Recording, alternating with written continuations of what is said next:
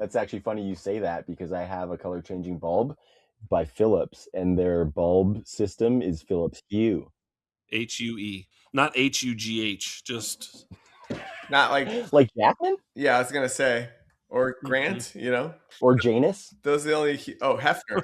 What about Hefner? No, Janus is the guy. Janus, that's the one. Definitely Janus. I don't get that reference. You never heard of him, Joe? Oh, never mind. I do get that reference. Yes, got him. Got his ass. Yep. Got his anus.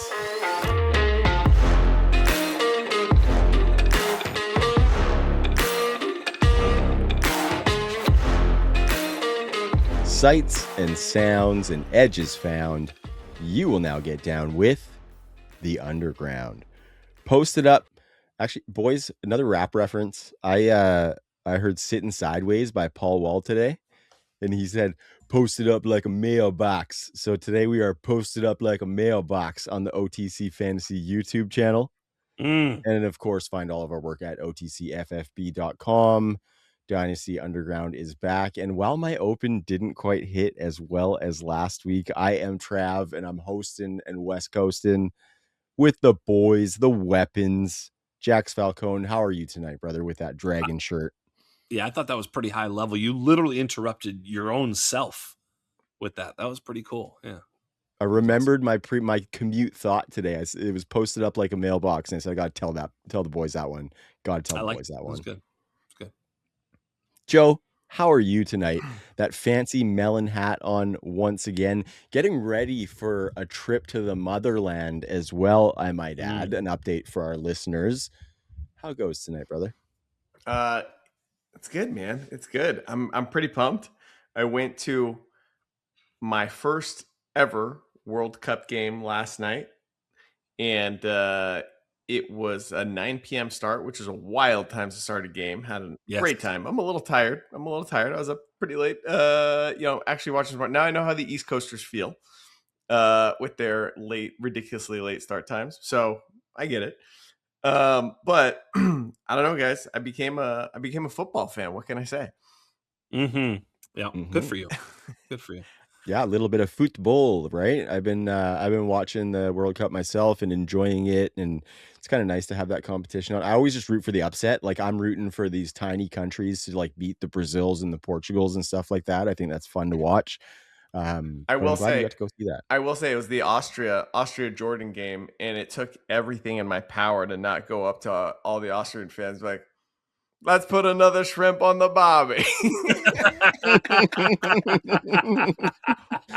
Well, it's a good thing you didn't, because that's Australia and not Austria, brother. Buddy, that is a golden Dumb and Dumber reference. I guess, yeah. Okay, yeah, fair enough. That's a lovely accent. Sorry. New Jersey. Come on, bro. Yeah. I know. I should have had that. That's maybe my favorite comedy movie of all time. I was going to say, this movie, I know. I'm sorry. How did you miss that? Are you okay? We got to check in with him. I think I'm okay. Do a good job with the rapping. You guys, I did mention that Benjamin's back, boys. So maybe that's throwing me off. Maybe I'll get a couple more into me, and then I'll be on my A game. I was going to say, you just don't have enough. We're back. We are back. Make sure you subscribe to that YouTube channel. Check us out on your favorite audio platforms. And like I said, otcffb.com is where you can find it all. Everybody in the Discord and who's using the site has given us great feedback so far. So we want you all to enjoy it and go check it out. Interesting, Joe, that you mentioned you were tired after that late game, because I would have been too. And I think that's a reflection of maybe us getting a little bit older, which is fitting for this episode, guys, because we're going to center this episode around trusty veterans who we need to make decisions on and figure out what we're doing with in the Dynasty streets. I actually solicited some input from the Discord on this one as well. So that one's going to be pretty fun. But we're actually going to start with one of maybe the hottest topics that's been in the streets over the last week or so. And that is one Brendan Sorsby, guys. The team was telling us that we had to address it on the show. And so here we are. And so he is entering the NFL supplemental draft. For like the technical application of it, Sleeper has mentioned that they're not going to put him in the player pool for us fantasy gamers until he's attached to an NFL team. So we have to see how that plays out. But there's been a lot of options and methods floated out there as far as how to handle this situation with Brendan Sorsby. Comes in as a quarterback. Superflex leagues are ever popular. Jax, what's the vibe for you? I don't commission any leagues. I can't stand being a commissioner, to be honest with you. Jax, I know you've Not got fun. some. So how are you kind of treating this? Maybe what is the vibe you're seeing in those league chats as well? Well, I did see that Matt Kelly posted my opinion, and it was not popular. He was saying, "Good job for those who are making it a 2027 rookie draft asset," which I think is the right play. And a lot of the criticism was lazy commissioner, guilty as charged. I will say that is partly correct. Amazing. Part of me is like, I don't know that this kid is any good in a way that's like super meaningful. And I almost want to put him as a supplemental draft where someone's going to blow their load and pay a 27 first for this idiot. And I just don't think that's the right move. I mean, I think that if you do a supplemental draft blind bid, someone's going to pay a 27 first out of 12 morons in one league. So it's probably the right way to do it and just let someone pay it out for that opportunity to have Brendan Sorsby. But I do think, just in a for me, it's in a fairness. It's like, we didn't know he was coming in. So now, like, if you have the 101, you're not going to, blind bid your 27 first. And so then you do your second, but then the champ could actually get, I don't know. It just seems unfair and uneven to do it that way. Fab, well, that's stupid, man. I mean, we didn't know he was coming in, so you couldn't position yourself with Fab. And now I'm seeing a lot of dumb trades. Keegan mentioned one. He just got in his inbox a 27 third for like 300 Fab or something. He's like, sure, whatever, man. So I think a lot of this is kind of like, those are not normal things that happen in your dynasty league. And I don't want those things to happen. What is normal is that there's another player in next year's rookie draft. What the cost of doing it that way is that we might see him on a field this year. I actually think that's pretty unlikely. I think it's very unlikely that we see him playing meaningful games at the quarterback position in 2026 in the NFL. It's possible, but I think more unlikely than not. Jax, you've never been more wrong about anything. This is completely the incorrect approach. The obvious answer, this is what Fab is for, right? What happens if Tom Brady comes out of retirement tomorrow and wants to play again, right? People blow their Fab on him. Fine. What if Derek Carr comes out of retirement? People blow their Fab on him, right? This is an unexpected player entering into the player pool. It should be handled the same way every other unexpected player entering the player pool is. Phillip Rivers, for crying out loud. It happened last season, right? You blow your Fab, right? That's what you do, right? Just it's fair. Everybody got the same amount. You could save it for somebody special in case something like this happens, or you could just start using it. This is what it's for. If anybody blows on 100% of their Fab on a guy that would probably have been a day 2, maybe even day 3 pick, God bless him. It's the same thing as, well, not the same thing, but it's akin to throwing away an early round pick on this dude. Let them just do that. This is what it's for. It's even, it's fair. Everybody got the same amount. You never know what's going to happen. You never know who's going to become available. You never know who's going to surface at the top. The system already exists. So everyone's overthinking this so much. Supplemental drafts, like, that sounds like fun. If you're not a lazy commissioner and you want to do that, that sounds like a really fun way to do it, because it only happens once every few years. So God bless you if you're a commissioner that wants to do it. The problem with waiting until 2027 is, what if he does start games, right? And what if now this starting quarterback in the NFL is not eligible to play for any team, and what is already a scarce position gets reduced by 1, or basically 1/32, right? In a 12 team or a 14 team league, even more so, like, it becomes really important that that position doesn't get more scarce. Everybody should have access to that starting quarterback. You should be able to trade for them. You should be able to get them on waiver. So I don't know. The system already exists. That's the cost. I think this is peak dynasty player virginity. The whole discourse is just yes, chronic, I agree with that. Chronic virginity. Yes, right. Agreed. The system exists already. It's Fab. The fairness which is probably why we're so impassioned about the conversation. The fairness. Hey, the listen, fairness comes into play. Everybody got the same amount of fab to start. I will say You this: used it or you didn't. Tom Brady and Phillip Rivers were in the player pool the entire time. They also passed through a rookie draft at some point or another, or a startup draft at the very least, of course. They've been available. Brendan Sorsby has never been available until they're just going to plop him in at some weird time, at which time you have to have had known he was coming or planned for this, or there's other people who have planned for. I just don't like it. It's a just for me, it's unnatural. Now, the cost, I agree. There's a cost one way or the other. There's no free way to go here. There's no like, well, obviously this is the only way to do it. I do agree with you. Look, I'm going to play in leagues where it's fab and all the rest of it. I won't have Brendan Sorsby. I will. Yeah. It won't be me. It won't be me. Yeah. To me, it's so maybe that's also why I'm a little bit clouded on this thing, where I'm like, who gives a fuck about this guy?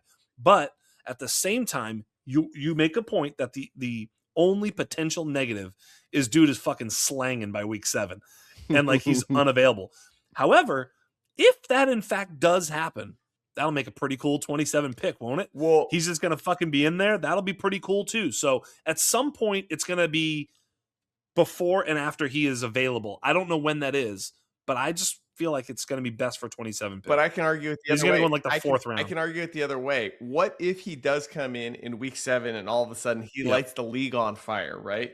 Yep. At what other point have you ever selected a rookie where you've already seen them be successful in the NFL in a rookie draft? That's never bullshit. Ever. That's absolute bullshit. You can't go into a rookie draft already having seen the cards. I mean, we'll all see the same cards. We can all trade for that same pick. Nah. I mean, there's many reasons. That's where I'm putting them. Yeah, there's many reasons why fab exists, and this is one of them. Right? Yeah. Just unexpected players becoming available. I see both sides, because Jax, I see the simplicity of that and not having to deal with league managers bitching throughout the off season, and potentially like, in that situation though, he's in the player pool already, right? So I think of the technical application for a commissioner. You know what I mean? Unless OTC Fantasy builds a tool specifically for Brendan Sorsby, potential. Like, how are most commissioners going to get him into that draft pool when he's already been sitting in the free agent pool? And to Joe's point, like, if he's sitting on a waiver wire producing, like, you're going to have some itchy commissioners during the season who are like, yo, can we like overturn that Sorsby rule or something? So like, I think there are future issues that could come down the road for commissioners there as well. I also think I hate it all the way around. I haven't used that much of my fab right now anyway. Like, at this point in the season, my fab is still pretty full in most leagues, if not full in all leagues right now. Despite outside a couple moves here and there. So I'm not making that $300 trade or that 3rd round pick to try and get $300 in fab like what Keegan got, like you said. So I think there is major overthinking about this, because he's probably not going to be significant. I'm sitting out on all of it and letting anybody pay what they want for it, basically, unless I see something that's like dirt cheap or something that's it's easy for me to say, Jax, advantageous for me. Yeah, I see it all. I don't think my idea is the right idea. I think it may be the sort of, I don't even know what the word is. I have no strong feelings on this. I hate it. It's not the easiest. It's not the right one. The right one is just fab is not the right one either. The system already exists. This is what fab is for. So everybody has the same amount of fab. They're all going to bid the max amount, and someone's going to get them on a tiebreaker in fab. I mean, if you think that people are going to bid their maximum amount of fab on him. Yeah, I would. Why not? I would not. Yeah. I've already used fab, so it's if it doesn't reset, I'm not even using like 20% on them. Yeah. All right. We should probably talk about that, right? What percentage of your fab would you? Yeah, totally. That's actually the meaningful conversation, because it's clear that this is the way it should be. Easier way just to set a baseline. What 2027 pick value would you put on this guy right now? And then let's talk about some of that fab. A 4th? Yeah, I think that's where I'm at too. Jax? I don't know. I wouldn't spend a 27th third on him. He's No. Like those are valuable, and we don't know. Is he any good? I'm glancing. We'll Like I see. glance at a show sheet. I'm glancing at this guy's fucking statistics, being like, I Some don't know, tape maybe a guys. third. So from don't what know. I've seen, some tape guys say that he has all the tools and could have been probably like the best talent of quarterback in this class. The data says he's kind of like, average to above average in this class. So to me, that tells me that's a guy that I don't really want, because this class was for Fernando Mendoza and nobody. And if he's like a maybe on Fernando Mendoza's level, Yeah, so I already tweeted about this where I said, one, he's probably not good. Two, if he is good, he's got all these character concerns. And three, if you can get past that, I don't even remember if you can get past that part was. I can't remember my tweet. But anyways, I retweeted it and I forget, Joe. Yeah, but my point is, like, it's unlikely. I saw somebody else tweeting like all 32 teams are sending representatives to go watch his workout. It's like, yeah, of course they are. What do those scouts have to do right now, right? There's no other prospects to look at. This is the one prospect. Everybody can send a scout. It'd be malpractice to not send someone. Exactly. Right? So what are we doing? That's not telling or informative in any way, shape, or form. One of them's got nothing to do. So I don't know. This is all so dumb. And again, I just Seel, you're going to wherever this motherfucker is. It's like, all right, yes, sir. Off I go. Anyways, as far as Fab is concerned, I don't know. If I'm a QB needing team, I could see myself going up to like 40% and just like a hope and a prayer. I don't know. A hope and a prayer. But for the non-QB needy teams, I mean, I don't know. It's like 15 to 20% is kind of where I'm landing. It's not a high priority. This is classic June headline stuff. I cannot believe we've spent this much time on it. I think you know what I think you've talked me into it, because I don't give a fuck about this guy. He's probably not good. I think I'm going to do the one where people have to bid a pick. Oh, bid a pick. I have to bid a pick. So some idiot in every league I'm in is going to lose some 27 second on this fucking idiot. That's what I think I'm going to do. You're penalizing the idiots. But I think where that's the least fair option is that people weren't able to maybe hang on to draft picks. So when we talk about, we didn't know he was coming in, I think that's the least fair one, because, you might have traded away your 27 second for something where you don't have that now. Whereas you likely have at least a ballpark of Fab with the other managers in your league. Do you guys want to know how stupid this is? Do you know how the NFL is handling this? Do you know how NFL teams are handling the supplemental pick or whatever, the pick that they're willing to offer up for this guy in the supplemental draft? I'm not even sure. It's an email. Every team sends an email. Right? So we are taking this more seriously than the NFL is. This is so stupid.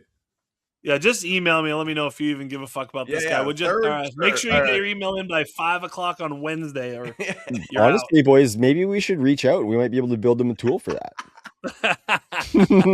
I'll say maybe we should offer. That's actually pretty. Maybe good we should offer the NFL a third-round dynasty pick. We might get him on our team. No shit. We could just have him on the pod.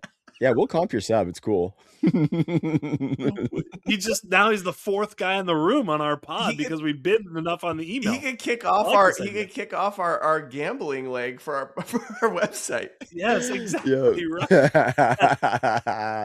This is fantastic. I love all this. We don't even have a betting show, and we have the best results on the planet. Never mind. I'm in. I'm putting in a first resource. God damn it, I'm in. Yeah, god damn it. All right, so I think that's enough, Brendan. So I probably wouldn't even go over 20% Fab on a QB needy team, just because this guy's probably, if he is helping you, probably not for at least 2 years, if not 3. If not ever. Oh yeah, that was my third point in the tweet, is that he's at such a huge disadvantage. He hasn't been part of any offseason program so far. There's very little chance he's going to get on the field. But if he does, who cares? Yeah.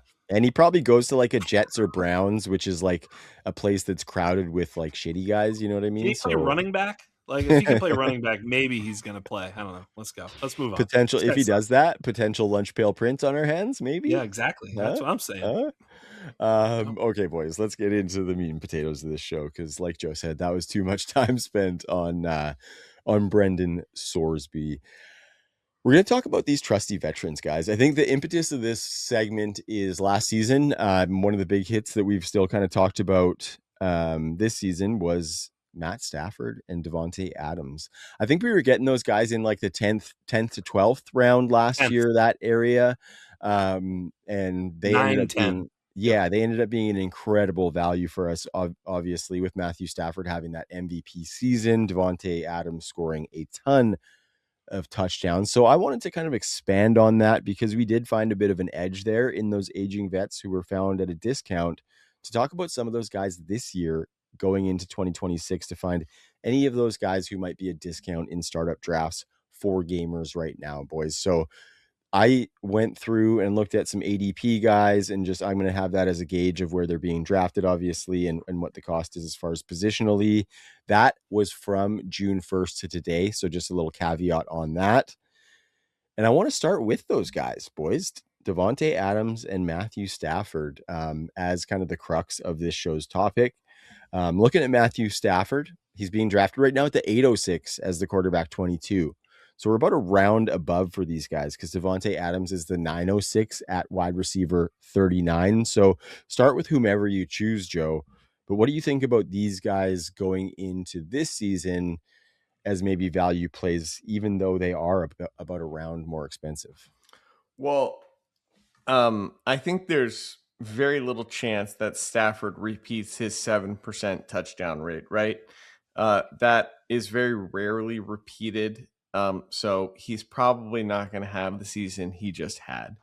And correlated to that is Davante Adams was effectively like the goal line back via the wide receiver position for the Rams last year. He scored, I don't know, something crazy. He had, I think, more than double the amount of red zone looks of any other wide receiver in the NFL last year. That may be repeatable. It may happen again.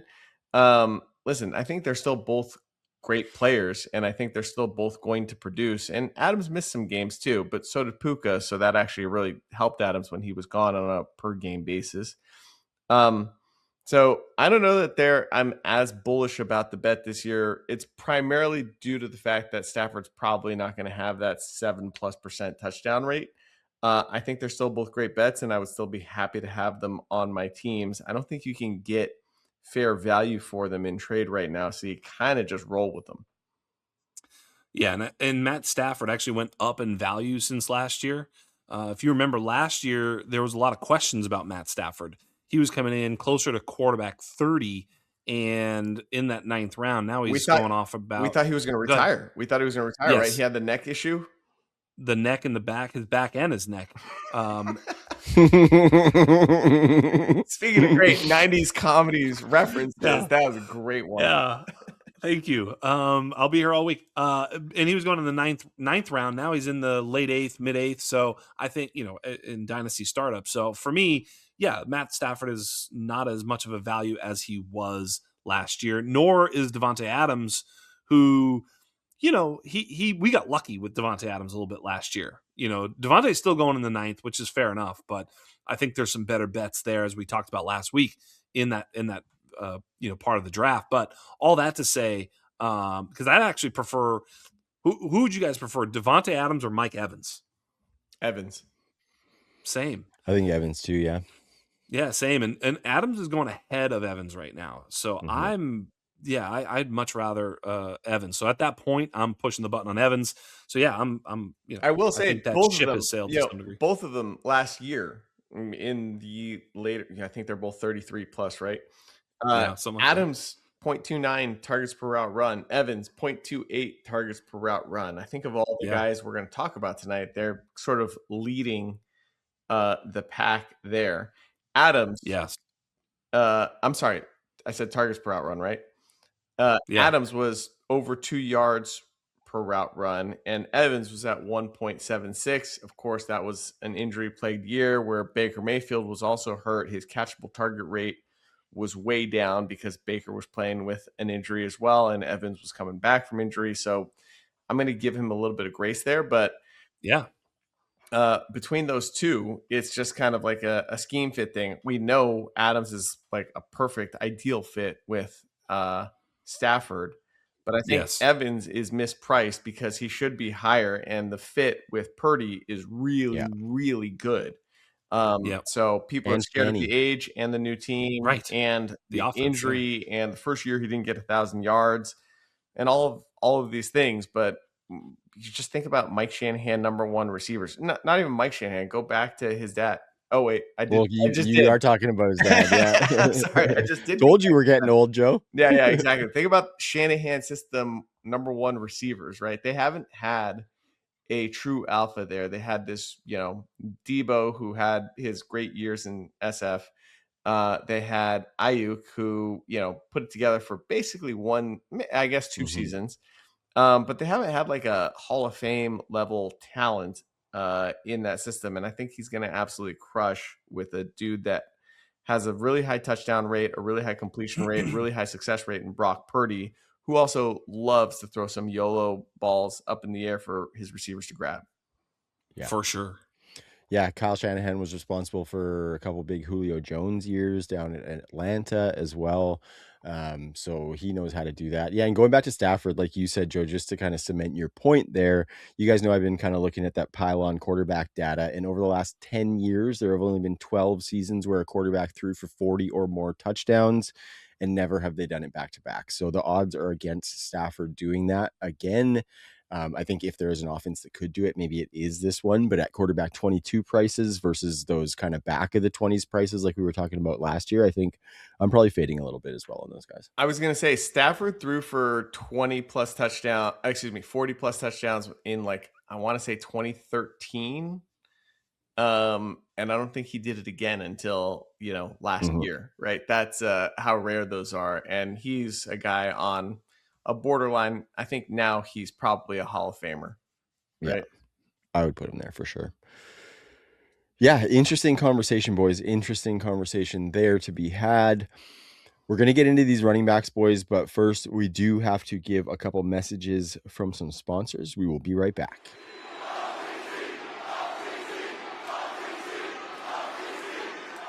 And we are back on Dynasty Underground. Thanks for tuning in, everybody, talking about some trusty veterans in the Dynasty space and what we should be doing with them, how we value them, what the ADP looks like, and all of that jazz cabbage, boys.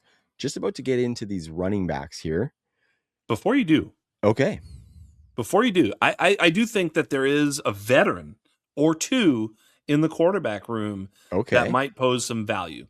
Wait, before you say those, I just want to point out, I just looked it up. Wait. I gave misinformation. Stafford threw for 41 touchdowns in 2011. He also did it in 2021. So, 10 years apart, 11 years apart, and then again in 2025. So 3 times in a Hall of Fame career does that sort of thing happen. Why don't you look up the offensive coordinators on those and get back to me as well? Let's move on. No, I'm joking. I do think there's a couple of veteran quarterbacks back there that do have a pretty solid bet to be made on them as a quarterback 2 in dynasty startups, where if you go really, really gross at quarterback, where maybe you only have one early and you've built this juggernaut and sometimes the quarterback value just slips through your fingers, right? You're like, oh, I'm going to get Goff here and he's gone or whatever, he's whatever the case, right? Geno Smith is currently going in the 15th round of startups. That's way cheaper than the Matt Stafford price was last year, which of course it should be because he doesn't have 40 touchdown upside, but he does have quarterback 2 upside. And, taking a starting quarterback in the 14th, 15th round where you can possibly get that type of production is there. There's one more, even stinkier, dirtier, more awful than that. And that's in the 18th or 9th. There may be 2 because there's also Rodgers, but there's the 18th or 19th round. Deshaun Watson, yes, who is way back there. It is very, very dirty production. I mean, we're talking maybe the dirtiest production that ever did exist, potentially. Yeah. Totally. Right? But here's the thing with Deshaun Watson. While he has a lower a percent chance of actually being successful, he does have a much higher percent chance of being a top 8 quarterback this year than does Geno Smith. We always say it. What happens if you turn the card over and it's a win? Well, if you turn the card over and it's a win for Deshaun Watson, we technically have seen that, and it's a top 5 quarterback in the NFL. Do I think that's going to happen? Of course not. But I've seen stranger things happen, and it is in the realm of possibility, although very unlikely. It's a dirty bet. What do you think? Just to clarify, are you saying a top 8 dynasty quarterback, or are you saying a top 8 QB on the season finisher? Yeah, season finish. I mean, look, come on. This is a 2% outcome, but it's an outcome that's in it's literally happened before, Yeah. and so, I mean, of course it's possible. It's not likely. We've seen the wheels come completely off. He's a different quarterback, but I don't know why those things are, right? It's like, a guy who's done it before, career resurgence. How old is he, by the way? I'm going to look while you guys are talking, but I mean, he's not crazy old, is he? I think he's probably 32, 20, maybe. I was gonna say, 30. Yeah, I was going to say 29. 30. I mean, he's 30 years old. It's crazy. So yeah, he's still there, man. It's still possible. New offense coordinator, 2 Weapons. new weapons on the team. Yeah. I mean, 3 really since the last time he played with Fannin. So 4 with Judkins. well, I just meant receiving weapons. Yeah, no, Yeah, that's a fair of point. course.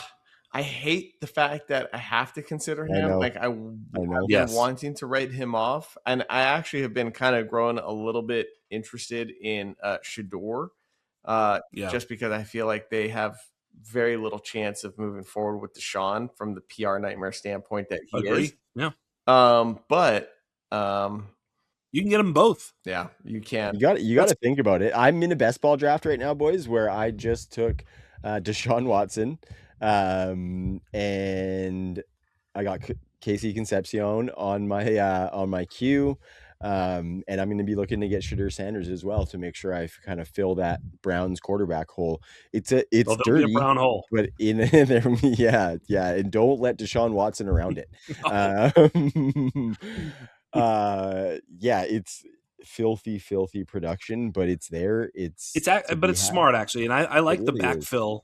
Sorry, pardon the pun. The backfill of Shedeur, because it really does sort of tighten the circle of that Browns quarterback room onto your roster.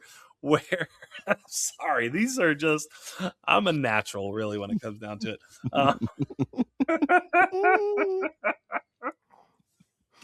Oh boy, I couldn't even keep a straight face. I apologize, but it's true. Like, you get these guys in this part of the draft where, like, if you just sort of read names of players that are going in these areas of the draft, they're not making a difference for you. But a starting quarterback for an NFL team does make a difference on your roster, and that could be one of those 2 guys. And you basically get to, put it this way: could you trade the 10th pick for 2 19th round picks? Yeah, of course you could. You could get that easily plus some. So it's kind of like, hey, I'm securing one quarterback with these 2 almost worthless picks. and not only that, but like when you're drafting a player in the 19th round, any sort of production really results in a happy ending. Okay, can I say, Joe, before you started talking, while Jax was still talking, I could see from the look on your face that you had one that you were just waiting to deliver. I had 5. I went with that one. Yeah. It was a good choice. It was a good choice. Yeah. It was a great really shot from his holster. Yeah. So potential happy ending for Deshaun Watson this season. And folks who draft him, I got him at the 1911 as quarterback 39 over the last 16 days, boys. So people who draft him will be relieved. Yeah. Let's move on. I actually did want to talk about Geno Smith, but we jumped right into Deshaun Watson. One more thing, Joe. No, Geno's lost over, and Geno is actually like, I feel like the higher probability bet here by a lot. And, a guy you can get in the 15th round and could also give you a happy ending, Yeah. No, it's true. But I mean, I think he was put, as a Raiders fan, I can tell you he was put in a very bad position last year. Yes. If you look at his advanced analytics from the previous couple of years in Seattle, they were pretty good. What we know about Geno is when there's pressure in his face, he freaking collapses, right? And there was tons of pressure in his face last year. The Jets have a good O-line, and they also have a borderline, nice weapons, a borderline elite wide receiver, and a couple of interesting names in that room, not to mention a tight end that they just spent a first round pick on, and Yep. a running back that I think we all believe in as well, in Breece Hall. So it's like there's a lot there for him to work with, but most Yes. importantly is a good offensive line. He seems like the likeliest bet to swing back to from horrific to Mediocre. mediocre Yeah, like good. to below average. If he just goes to Yes. below average, right? That's Yeah. what 14, 15 points a game, like. Yeah. And then if it gets better than that, and they'll be down a lot, but if it gets better than that, then like that's your asymmetrical upside win. Yes. So I've actually been Mhm. taking tons of him in best ball. I have not acquired any in Dynasty because I do think the shelf life is really short. But if I can get him on the cheap, I'm interested for sure. Yeah. Yeah. Yeah, I think that's a good take there.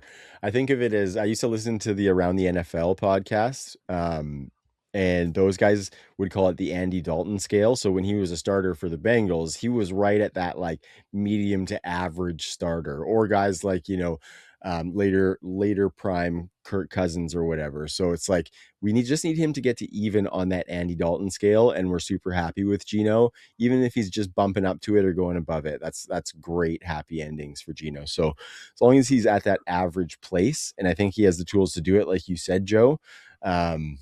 Yeah, I think he's going to do it, and he'll be a value at Joe, 13-11. I have, and Trav, I have 5 Geno shares out of 23 Nice. dynasty leagues or whatever. So yeah, in those spots, I'm just really happy to have him, and I'd be happy to draft him at his current price in the 15th round of a startup. So yeah, I haven't. I was wondering when you said I haven't made any moves, that you hadn't made any moves. I was like, have I? I'm like, I don't think I need to. I think with about 20% exposure, I'm feeling pretty good about that. That's good.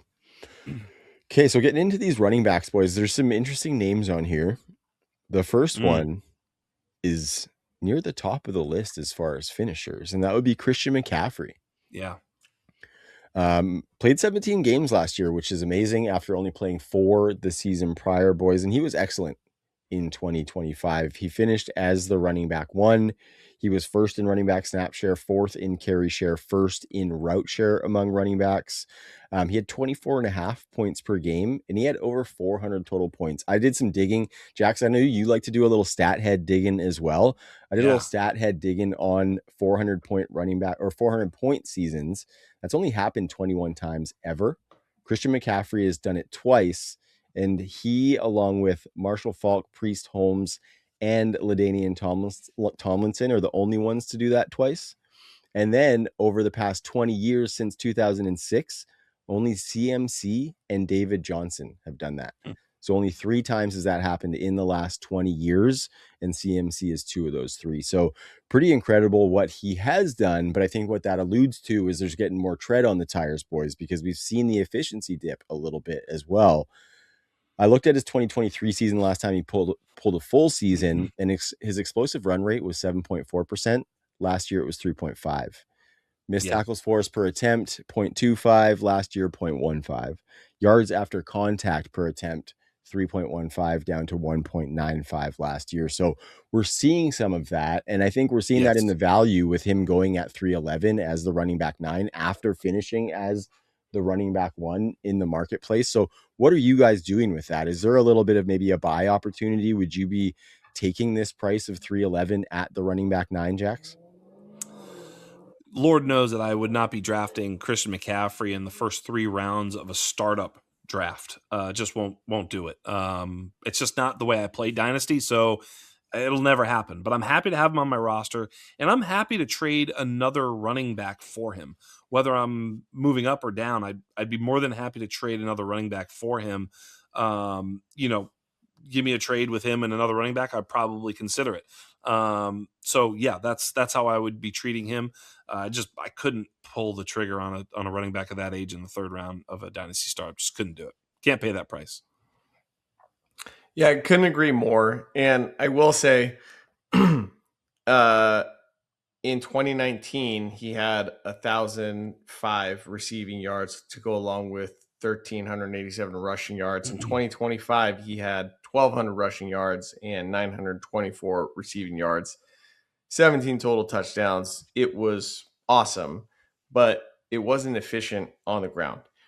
He got there via receiving, and a bunch of short touchdowns after they were having trouble getting rushing touchdowns earlier in the season, if you can remember that stupid narrative that was happening. All that being said, no way you can pay a third for McCaffrey in a startup. You just can't do it. I think I would have a hard time pulling the trigger in the fifth for McCaffrey in a startup. On the team. Luther Burden, it's like, yeah, I've got him in the fourth by then. But you know what I mean. Yeah. And then I do. That being said, on every team I have him, I'm not really moving him, because if we get anything like, these Marshall Faulk seasons, like that's an absolute cheat code. I tend to think it's not going to happen again, because the Niners were so injured last year, right? They were down to nobody. So he became their sort of primary receiving weapon, and the running game became the short passing game to him. So I don't think that that's going to repeat. I do think we should, unless he's dust, which I don't think he is, should see an improvement in his rushing efficiency metrics with a healthier offensive line and some wide receivers that the defense has to respect. So I think that's going to come back up, but I don't think we're going to approach 1,000 yards receiving again with Mike Evans on the team. So it's probably, if he's anywhere above, he was 18, the running back one. Yeah, he was at 24.5 points a game, right? If he's at 18 points per game, he's still in superpower, right? Exactly, he's a superpower, and for those reasons, like I tried trading for him like late firsts in this draft on competitive teams, where I was like, and I wasn't able to really do it, but I would have done that. I would definitely pay that price. Oh, yeah. Anything after the Casey Concepcion picks and stuff like that. And people weren't giving that, weren't really taking that too often. I'm sure it happened on a few occasions for sure in some of your leagues that people are listening to. But I think that would have been a very appropriate price to pay. That's interesting. All right, so you're saying like 106 to 112. Yeah, any of those. You'd pay the 106 for him? The 2026 106? Pretty close. I mean, if I was winning now, I would. Yeah, I think I would too. Pretty close. I mean, that's Jadarian Price range. Yeah. I mean, yeah. I think. Well, okay, listen to this, boys. You just mentioned Jadarian Price, so stick with me here. Joe, you mentioned fifth round. Only a 16% chance of getting him with the 501. Just looking at the site here. Yeah. And also looking at the site at the trade database, Jax. One day ago, Christian McCaffrey was traded for Jadarian Price in a 2027 first. What side are you on? Jesus. Yeah.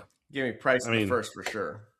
Yeah. Yeah, of course. I mean, but look, these are not desperate. I shouldn't say that. These are aggressive dynasty players. I think it's short-sighted. I think this is how you orphan a team. And a lot of these guys are orphaning teams, and they're weak dynasty players, which is why you collect 2 years in advance, basically the 2026, collect 2027 up front. Mm-hmm. And then if anybody makes trades picks in the first or second round, collect the money.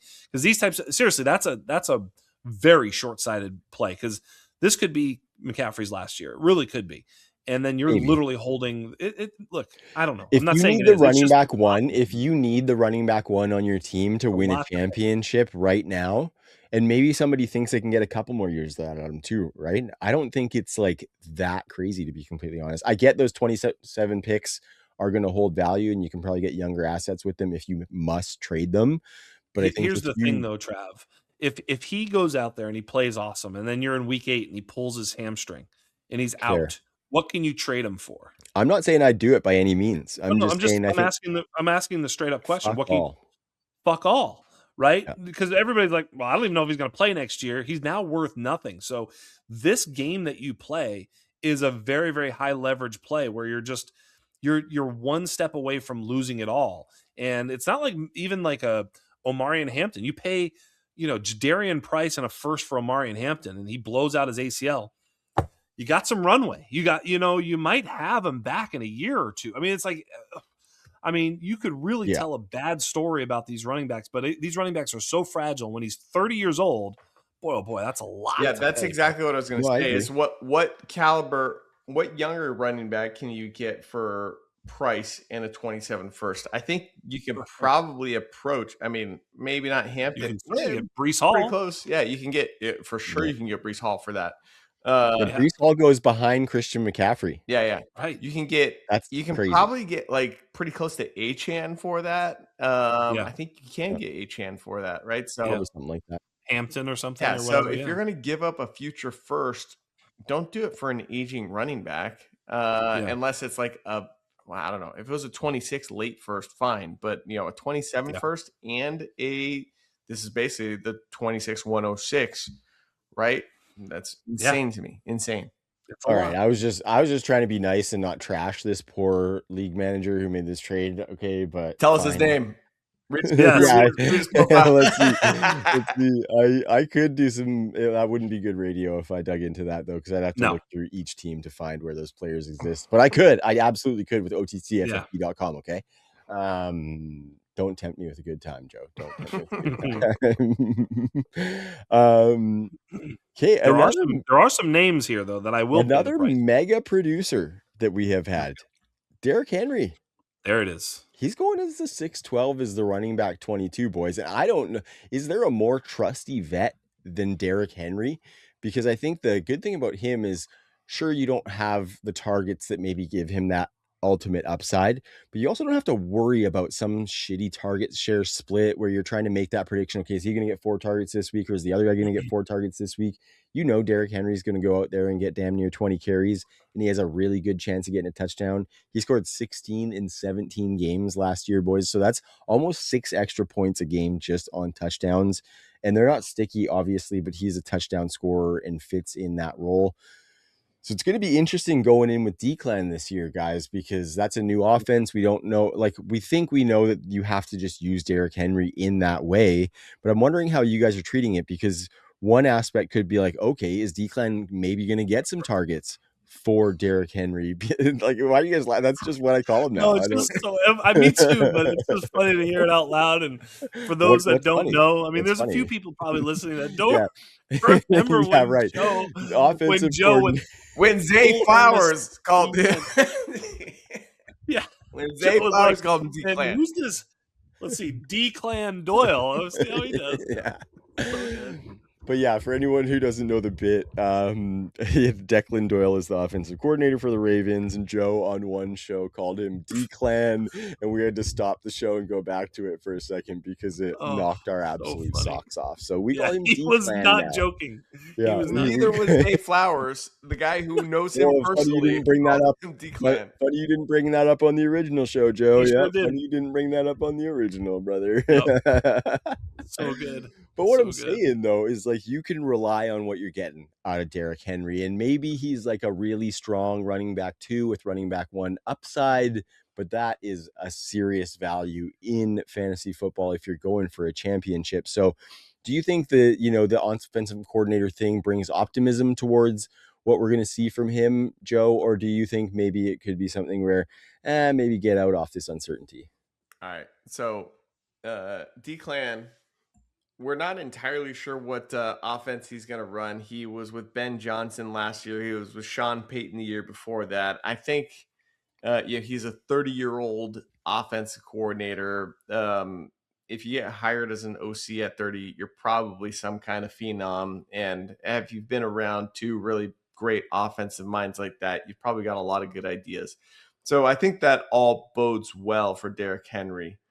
I have been fading Derrick Henry for 5 years now. This last year, I think I remember I did the exact same bit last year. It was I got to just fade him. I can't be right. I can't be wrong every year forever. So eventually this bet's gonna come home. Eventually this bet's coming home. Listen, we bet on running backs with receiving chops, which is why we keep taking chances on a Christian McCaffrey, because with S hits the F, as the kids say. We know that McCaffrey can still score points with receiving, and that's not the case for Henry. I will say this. Yeah.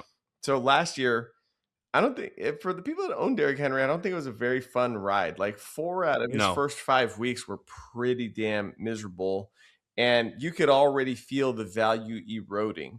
And sure enough, what does he do? He goes off and basically becomes a league winner, especially in the fantasy playoffs. And if you happen to make the championship with him on your roster, you probably won because he put up an all-timer in week 17 last year. But, yards per carry down, missed tackles forced per attempt went from 20% to 13%. His explosive run rate fell from 7.7% to 6.8%. His explosive rushing yards fell, by 200 from 800 to 600. And then his yards after contact per attempt also took a slight dip from 2.63 to 2.4. So I don't know that I can pin that all on Henry. The whole team was struggling last year, but part of that had to do with Henry and his early season struggles. He had a couple fumbles that cost him 2 games early in the season, if you'll recall. Certainly made up for it from a fantasy standpoint. And when you look back at the end of the season and you just check all his counting stats, they all looked like a regular Derrick Henry season. But I do remember how far he fell in the rankings, in the dynasty rankings, in the first quarter of last season after putting up 3 or 4 stinkers in a row after that pretty good week 1 game where he lost the game on a fumble. So my point is this: the rug could get pulled out from under you at any time. He's 33 years old. He's obviously a freak of nature, and I've obviously been proven wrong time after time after time with this guy. But this ride ain't gonna last forever. He'll probably crush it again this year and just rub it in my face one more time, because that's what Hall of Famers do. The other big thing, though, is that this is a completely different type of bet, because if you remember last week, we talked about, or I talked about the sort of the wide receiver, the elite young wide receiver cliff that sort of happened somewhere around Jalen Waddle at wide receiver 29. Maybe you could throw Casey Concepcion in there. I would at wide receiver 30, whatever. They're going off in startups right around the 7th round. Well, guess where Derrick Henry goes? Right around the 7th round. So in a lot of situations, you may be sort of just coming out of that like area where you're done drafting these young stud wide receivers. You already have your sort of your horses. You have a quarterback, you have all these horses, and you can go sort of single, hero RB with Derrick Henry as your RB1 when you've got this, you've got Colson Loveland, you've got Luther Burden, you've got Caleb Williams, right? Right. But you've got this stud room plus Puka, of course, somehow I got him here, but right, you've got this dope team, and now you're ready to put Derrick Henry into it, not for free, but certainly for free in terms of replacement value of what you would have had to do with Christian McCaffrey. That bet is a completely different value bet. This bet, I do like the value. And I remember last year, and I missed him, but on a couple of startups, he actually fell because people were afraid to take a 32-year-old running back at that cost, 4th, 5th, 6th round, whatever. He was falling last year. And a couple of times I was like, oh shit, we should probably take Derrick Henry. And then he was gone, right? Oh, just missed him. But he sometimes will fall a little bit past ADP, especially in sharp leagues where people are drafting these younger players. Yeah, I think that's spot on, man. You can't be drafting him as a core piece of your running back room. The only play really is to try and find that cheap trade. I'm looking at some deals right now, boys, and it's kind of ugly. I'm seeing some people paying 27 firsts for him. It's pretty crazy out in the streets. I think 226 seconds is one that I saw. I think that's reasonable. That's I would have paid that for Derrick Henry. Easy. Yeah. So in that kind of realm is where you should be if you need to get that running back on your team. And honestly, if you can find that kind of price, I think that's worth it because he is going to produce big. So much like you said, boys. I think in a lot of spots, if he's on a team that's not competing, you could definitely throw a Casey Concepcion towards him and get Derrick Henry back plus like a 2-3 pick swap in your favor. I really believe, because that other team's going to be like, I need to get younger. I need to get off him. And Casey Concepcion, wow, he's a first round pick. Like, there's definitely the wheels will turn on this where you could make some pretty aggressive offers that are fair, but also you feel like you're doing pretty well. And I think you can get those deals done. I think you just talked me into it. I think I still have a couple of drafts that haven't happened yet. And I think I'm going to offer like the 109 for Henry. He goes right around Bayshell Tootin, who we all prefer Bayshell over Derrick Henry, correct? Yeah, there's actually one of the trade databases is a straight up swap of those two guys. What about RJ Harvey and RJ Harvey and a 27 third. I'll take Derrick Henry all day long. Yeah, on a competing team, I think I would take Henry, but I have not given up on Harvey the way you guys have. No, I haven't either. I would either. probably if I'm competing, it's Henry, but if I'm not competing, or even if I'm in like a middling team, it's Harvey in the third, I think. I just like to Good believe stuff, that guys. I'm the last RJ Harvey believer, and I'm just going to keep that bait going. Sorry. That's Sorry. Should I start hating on him? Like even like should I just be a poser hater? Just I don't know. for you? This is just where I'm at. I could be wrong, and I'm ready to admit you guys are right on this, but I'm No, I was definitely just a pretty hard stance against Harvey at this particular point at his current value. You know. That's fair. That's fair. Let's keep this bad boy moving, boys. David Montgomery, man. I have to give it up to David Montgomery because I was a doubter coming out, and I think I might have let a little bit of take lock sink in on David Montgomery. I always called him the running back who never ran away from a tackle that he broke. Just because he, in his Bears tenure especially, he wasn't breaking off big plays very much. But I kind of wish I had some shares, boys, when we look at especially the Detroit tenure and the cost that you were getting him at versus the return you were getting as the sidekick to one Jahmyr Gibbs. But now he goes to Houston, who has done some retooling of their offensive line. They obviously we think that they have a pretty decent nucleus around if they can build an offensive line. But what are we thinking, Joe, for David Montgomery? Is this the twilight, or do you think there's some good years ahead in Houston if they can get that O-line fixed? I think there's probably one very good year in there, and then we'll see. But I think I've been banging the drum for trade your late first for Montgomery and a 27 second, and I pulled that trade off and tweeted about it a couple times this offseason. I was able to get him really, in my opinion, cheap for assets that were not that valuable before the market realized that those assets weren't that valuable.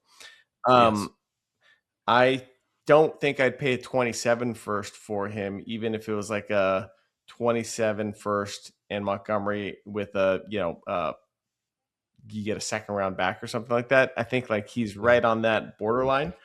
But to answer your real question, is he going to do well in Houston, for a year or more? I think yes on the 1 year, and we'll see. I mean, he's not a Derrick Henry Hall of Fame level talent, so you can't bank on him to keep doing this for a very long time. Houston keeps just going after these old RBs that they know will know what they're doing and just seeing what they can squeeze out of them. They did it with Mixon. They did it with Chubb. They're doing it again with Montgomery, who probably has more juice left than, sadly, my boy Chubb did. So what was that first name you said? What was that first name of the old running back? Mixon, Joe Mixon. Who? Never heard of him. Haven't heard of him in fucking ages, boys. Like, what the hell happened to that guy? That's what I'm trying to say. So not okay. I actually heard some scuttlebutt on this, crazy. And I don't know if it's true. I don't know if it's true, but the word on the street is that he shot himself in the leg, didn't want to tell anybody, and had somebody take care of it, and that surgery got botched, and that's why his career's over. What? Which actually makes the most sense because of that how injury weird was so weird. How weird everything was. So it's like they said it was like a vein issue. I think like something bad happened when he didn't want to, because he was already on thin ice with suspensions and stuff like that. I might be spouting just complete lies. I mean, this is the absolute. I like that. This is the absolute rumor mill, and it's totally believable, right? It's 100% believable, right? Yeah, like, he literally shot himself in the foot. Gets JoJo from the block to patch it up for him. Yeah, exactly. Joe Mixon is in the Tyson zone where anything you hear about him, you'll believe, right? It's just like, he fought a tiger. It's like, that sounds like something he might do. He helped an orphanage. Like, okay, maybe. He punched a nun. Yeah, maybe. Yeah, I believe he could do that. He only orders shoes from Guatemala or something. Yeah, Mixon's in the Tyson zone. Crazy, Joe. That's a bombshell you just dropped on us a little bit there, and I'm gonna have to do some after show digging. It's not like I have a bunch of shares in Mixon and been trying to get to the bottom of this for 18 months. I'm at 0 shares, 0 cares now. I still have a few in case I'm wrong, but I don't know what to do with them. They're not easy to get rid of now. Yeah, I just made it harder. I used to love Joe Mixon though.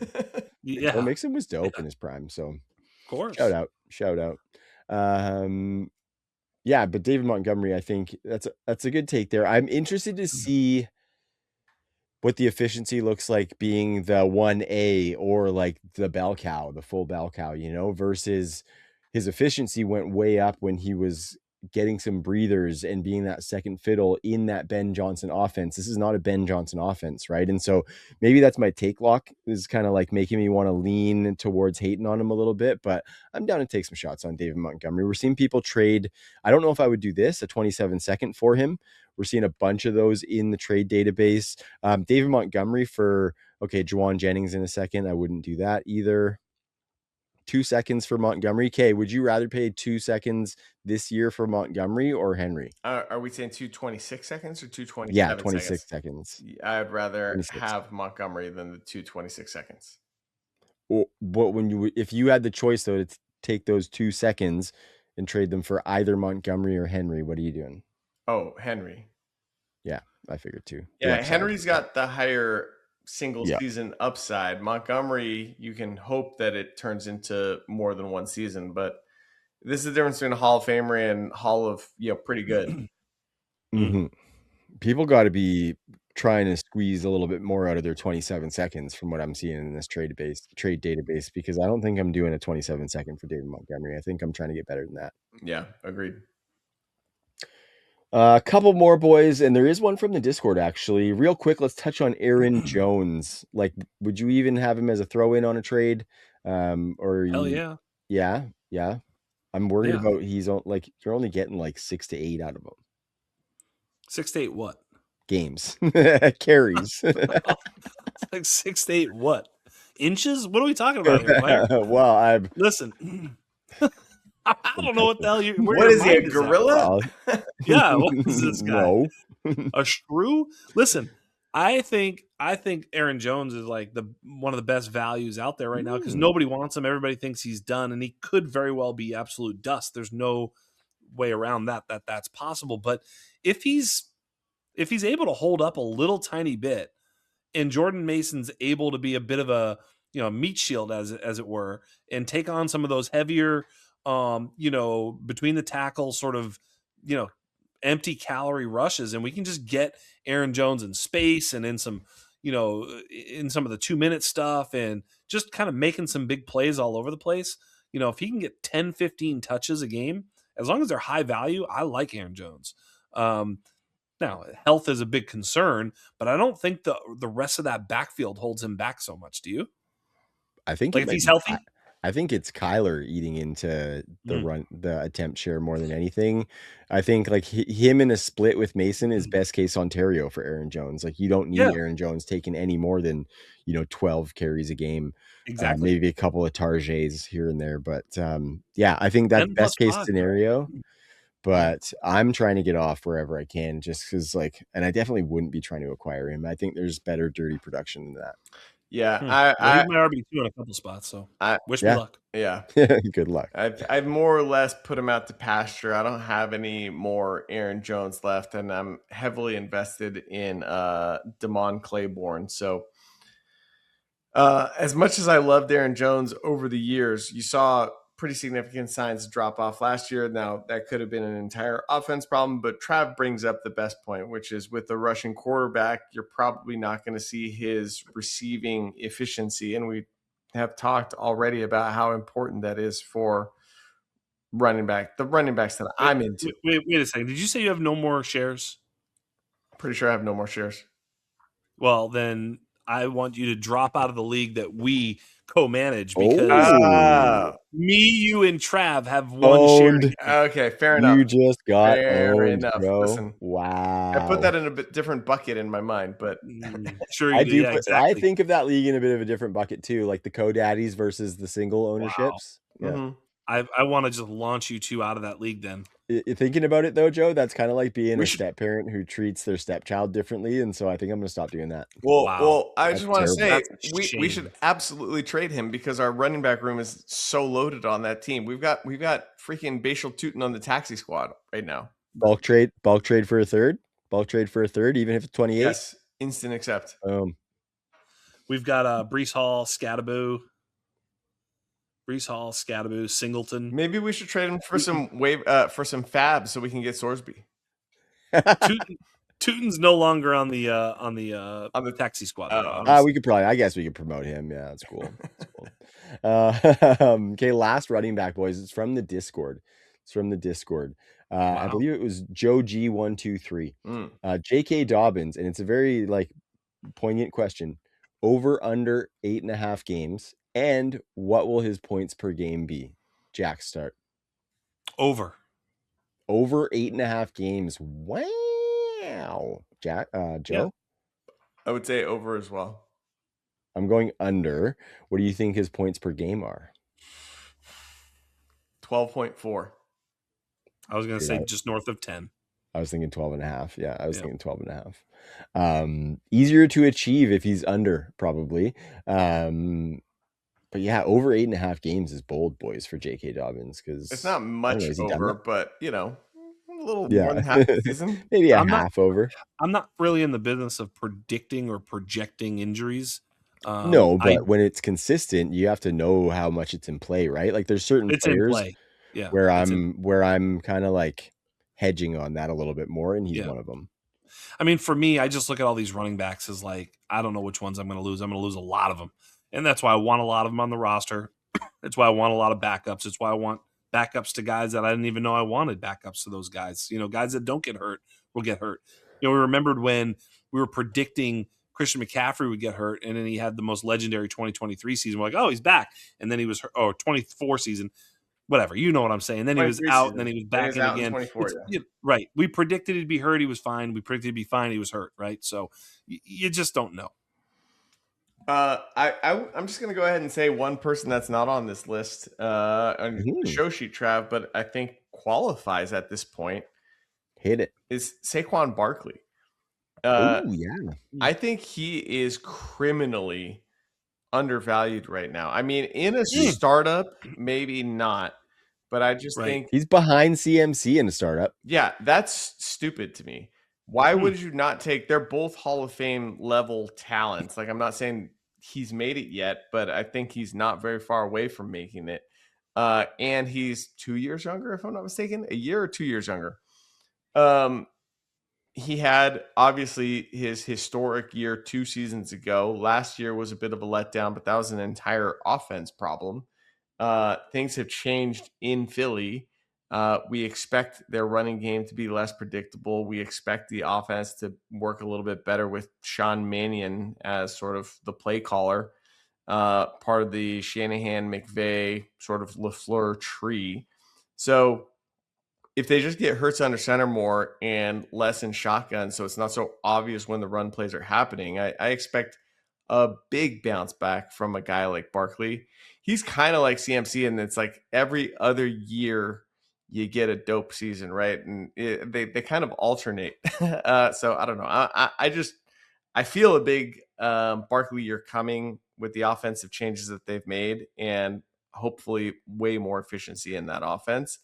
And he is the type of talent that you keep betting on year after year after year, probably well into his early 30s. So you have any Bucky Irving shares? I don't know if I do. If you did, would you take Saquon straight up for Bucky? That's so good. That's so good. If I'm win now, I think I might take Saquon. Like in 2026, I'm taking Saquon over Bucky. But obviously, career-wise and the runway that we think they have left, I think I'd still lean Bucky. If I was not win now, I'd lean Bucky. But win now, you could probably talk me into it. What do you think, Trav? You're on mute.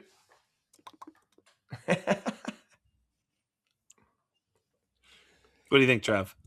I'm starting to trend towards I think Bucky, more so than we thought last offseason in his range of outcomes, is to be a perennial committee running back. You know what I mean? I don't think we never thought he was suited to be a bell cow, to get 200 plus carries. And so if that's the case with Bucky, we see bad injury news happening right now as it is.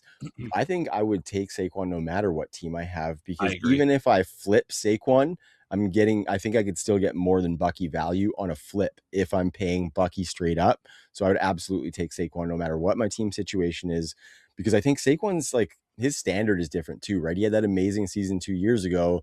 And then last year, he still put up solid fantasy points. He just had a little bit less efficiency in a shitty offense. And that was a bad year for Saquon. You know what I mean? I think the standard is just different. He has what's considered a great year by any running back standards, and it's like a decent year by his standard. You know what I mean? And so, and this is all without getting targets in that offense, right? Sean Mannion brings him 50 plus targets, 60 targets in that offense. It's fucking insane. You flip him for way more than Bucky after next year still. Yeah. So I think that's the play for sure. I agree. Yeah, I'm trying to be careful not to go too far on Bucky, even though I have very little in the portfolio. Because as much as I, in particular, have joked about, his social media posts basically saying his career's over or could be over, I don't think it's over quite yet. And he's still pretty damn good when he does play. And he's still the most trusted guy in that offense when he does play. So that could look dumb, and Gainwell could, kind of run away with a much bigger share of that pie than we think. I think that's pretty likely, honestly. I got one. Yeah. I got one. Coin is in the air. Yeah.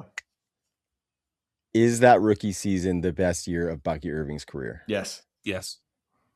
Without hesitation. Yeah. There you go. Yeah. Right. So that's kind of where I'm sitting. If I don't think he's ever going to hit that ceiling again. Coin in the air. Was that season 2 years ago by Saquon Barkley the best season of his career? Definitely. That was a career year. 2,000 yard season. 2,000 yard rushing season. It's also his best season too. And his career is shorter. I guess that's my point, right? But let's look at last season, because I would venture to say that down year for Saquon was still better than the best season of Bucky Irving's career, or what we think was the best season. You know what I mean? I think a down year for Saquon is still better than Bucky's best year. Within the next few years, until we start to see some bigger decline. But I don't think that decline is there. And I watch Eagles games pretty damn close, man. I'm glad I'm on the sideline of this one. I like watching you guys argue. That's good. I like it. Yeah, this is healthy conversation. I don't think we ever told the listeners where we landed on the Gunnar Helm bet. Versus Terrence Ferguson. We got to probably bring that back around. Did we even decide that we liked the punishments for them yet? I don't know if we did. I feel like my punishment was worse than yours, mostly because I had to purchase a Canadian tuxedo. This was a YouTube commenter, a longtime listener, even back to the Undroppables days, I believe, said that I should shave clean. So the bet was Terrence Ferguson, Gunnar Helm, total points 2025 or 2026. Yep. I shave clean. Joe has to do a show in a Canadian tuxedo, which for those who don't know is a full denim from top to bottom with a flannel underneath. The only reason his bet is unfair is because Trav just, shaves and probably looks wonderful when he does. Right. Whereas I have to go find jean jackets and shirts, right? It's just true. Pain in the ass for me than anything. Apples to oranges too, because I don't think it's like yours is humiliating necessarily for you. I think if you had one in your closet, you'd be like, sure, yeah, I'll throw that on for a show. I mean, I don't want to not have a Canadian tuxedo handy whenever I want it. It's just handy. It's just like, if I wear that with a pineapple shirt, are you kidding me? Yeah, are you kidding? I mean, where are we going at that point? We're going anywhere. If you came up here with that, Joe, right, it would be a national pandemic. Yeah, changing the world. The world. Yeah, it'd be like one BC at a time. Listen, a vacuum. What about that being said? I think the bet should be this. It should be that you have to shave and wear a Canadian tuxedo, whereas I just have to wear. Okay, but what's your and then? I'll also shave. If you haven't noticed, I rarely. Look, I think. Can I say the one that we kind of came up with on the fly, which is that we have the aristocrat, Mr. Joquev, Kuvetakis, pinkies up, right? And we have the Canadian, the down and dirty Canadian who eats hamburger helper. So we need to do a cross where if Joe loses, the rich man in the corner office with the view has to drink a juice glass full of Canadian pure maple syrup.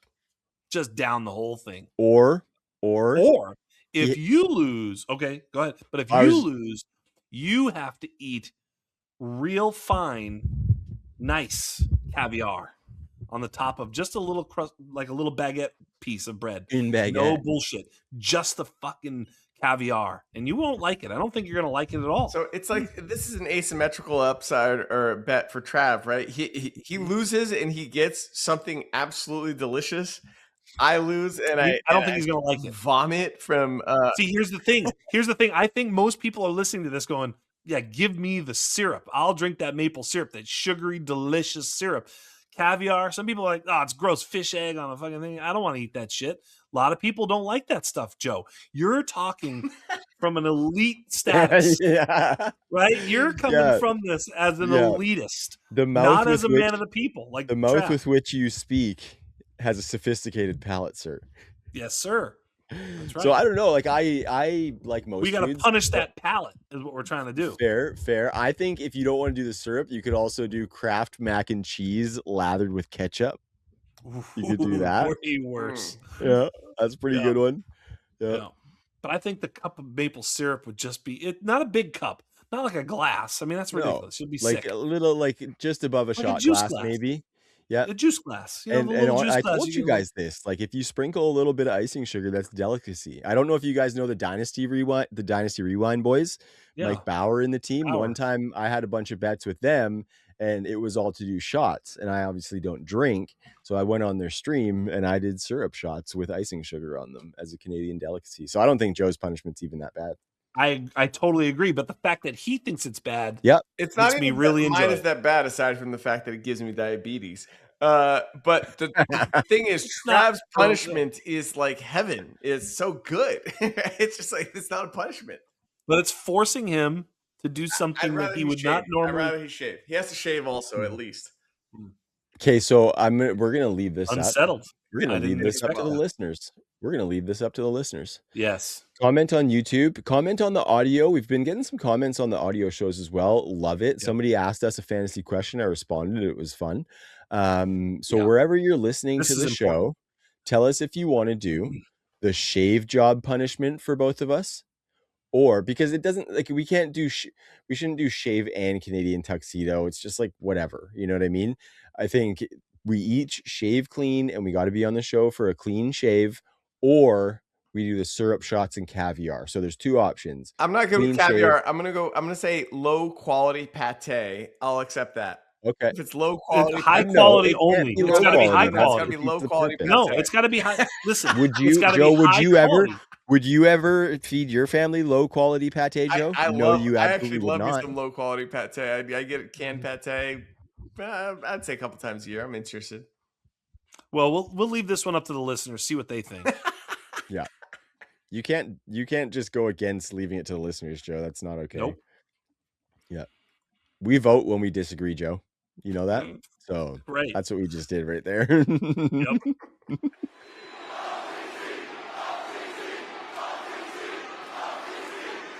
Okay, boys, we got to get into these wide receivers. It's getting late here on on the Best Coast. Yep. First one, Joe, you're gonna get bricked up about this. Terry McLaurin. That's the one.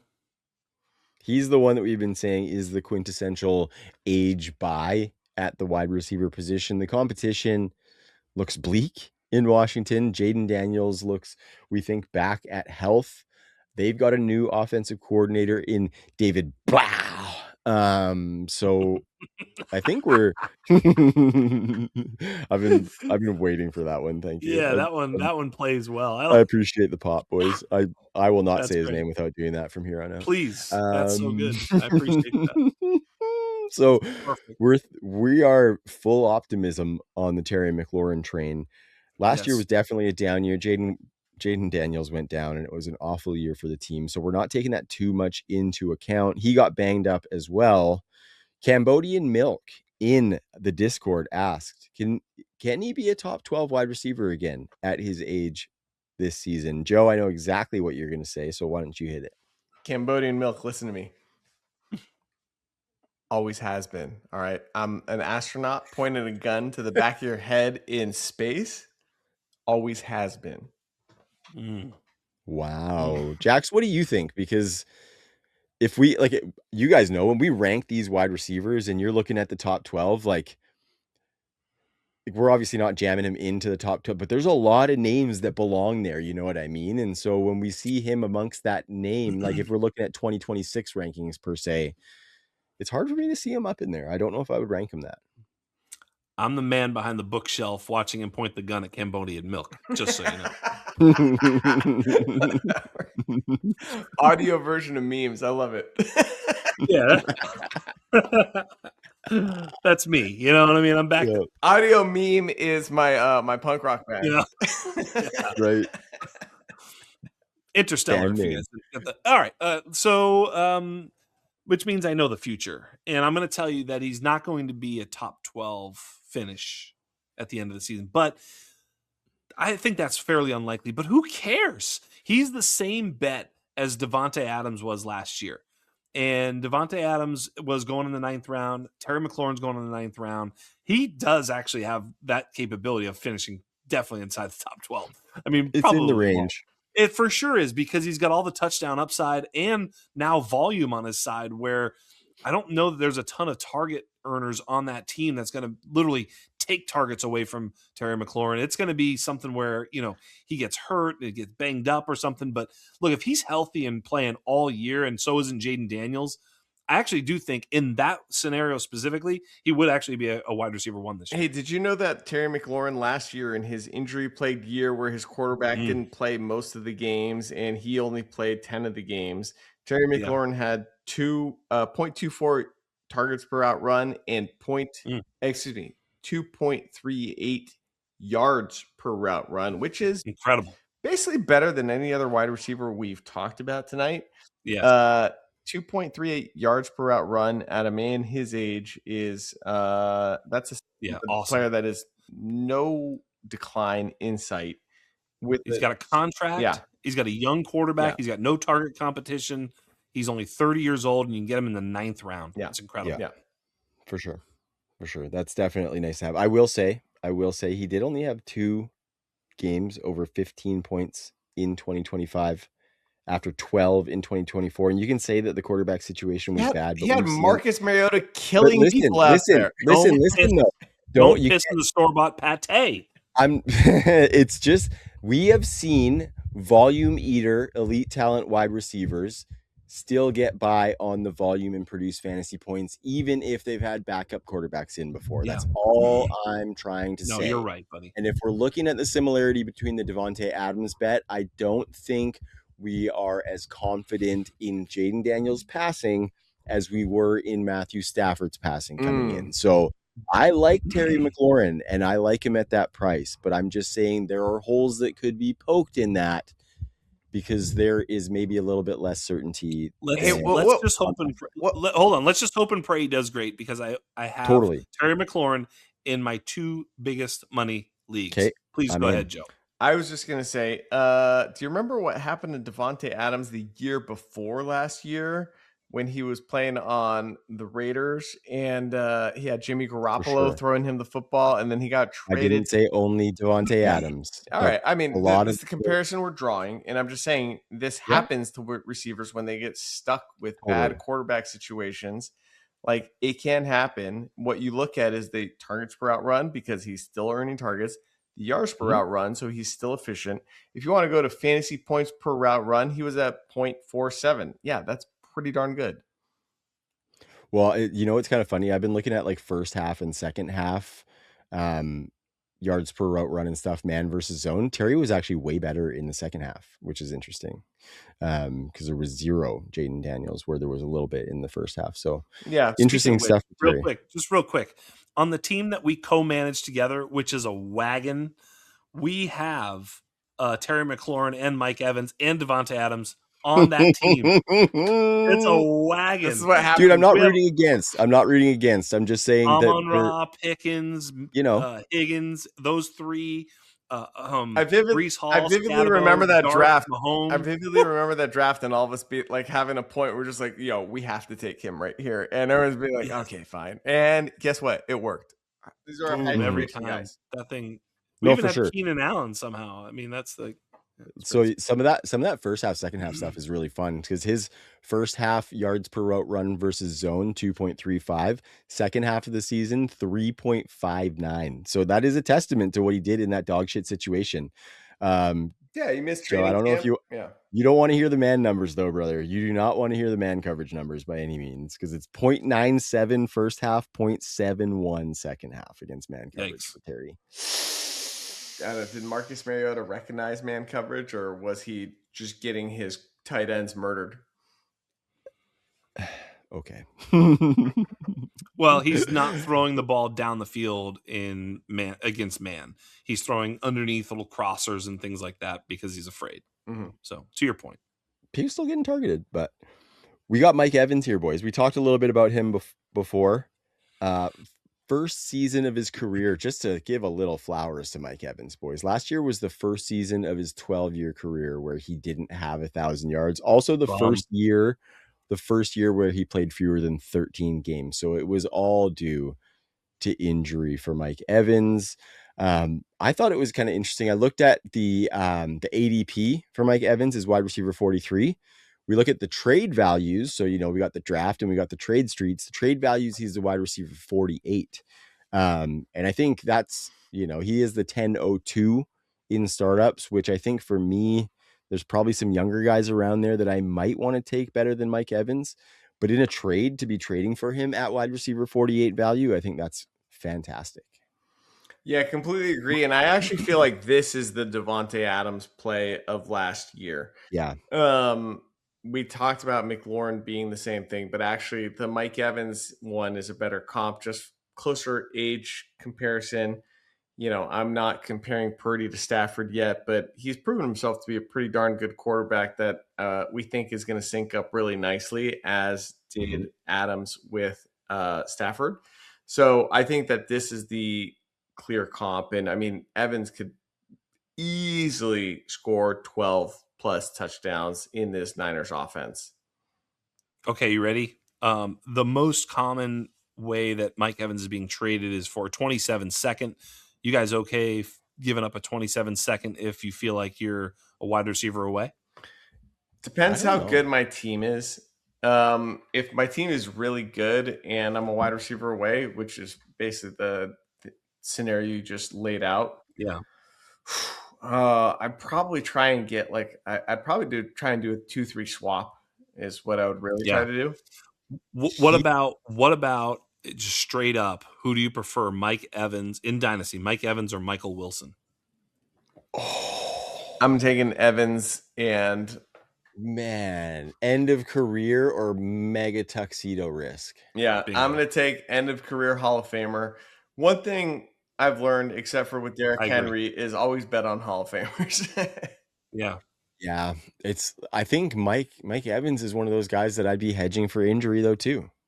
Yeah. He has had so many, and the way he plays and so what are you getting 6 to 8 games out of him out of maybe the next 2 years, maybe 12 to 14. We can't sitting here projecting. That hard. You're projecting. Can I share something?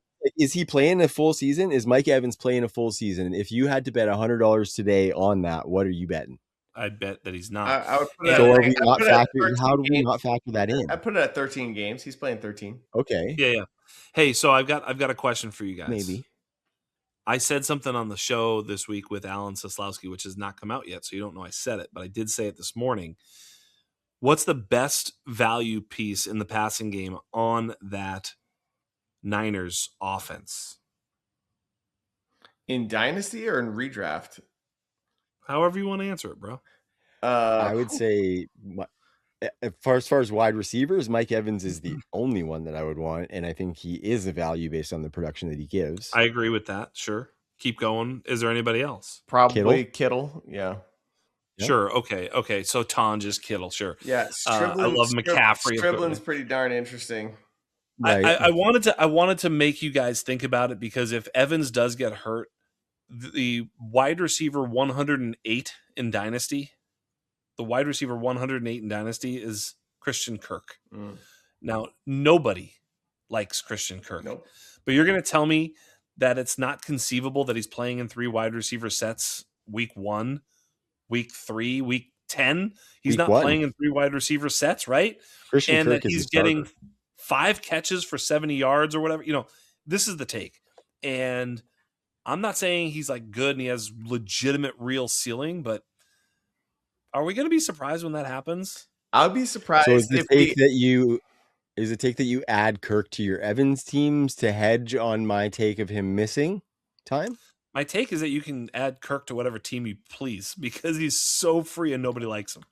So wherever you think maybe you might have a use for him, I guess he's just so free. Totally. But yet those fantasy points go into your lineup just like any other fantasy point. And if he does end up getting hurt, Evans that is, maybe even Christian Kirk has a little bit of actual usable upside in even more shallow leagues. I mean, I'm talking obviously the deeper leagues because you don't even need players like Christian Kirk's production regardless in some leagues, but there are other leagues where he's that the only guy there with the past. He's the only guy there who has some history. But when's the last time we're talking about Evans getting hurt just because he was hurt last year? You know who was also hurt last year and the year before that and the year before that and the year before that is Christian Kirk, right? Like he's missed so much time except for like, I don't know, 1 season in Houston and 1 season in Jacksonville, right? Like what are we talking about? Like Christian Kirk is way more likely to miss games than Mike Evans, in my opinion, based on history. Yeah, I think it's expectations though, right? Like we don't expect anything out of Christian Kirk, so whatever you get is great. If we're expecting, like if we're paying a 27-second out of Mike Evans, we're expecting to have a wide receiver 1 on our team for the season. So I think it's all about expectations for that, not necessarily who's more likely to be injured, you know? Jax is looking up how many games he played the last few years. Yeah, no, I'm trying to figure it out. I mean, he had a real look on his face. You're right. He's 29 years old. I'm just sort of looking at this being like, what is it that maybe it's over, right? It could be absolutely Jover for him. But like he's 2 years removed, meaning last year was a bad year for him, for Christian Kirk, that is. But like he was 1.72 or more yards per route run for the 4 years before that. Like, which is pretty good, Joe, right? I mean, 1.72 even in 2024 in Jacksonville.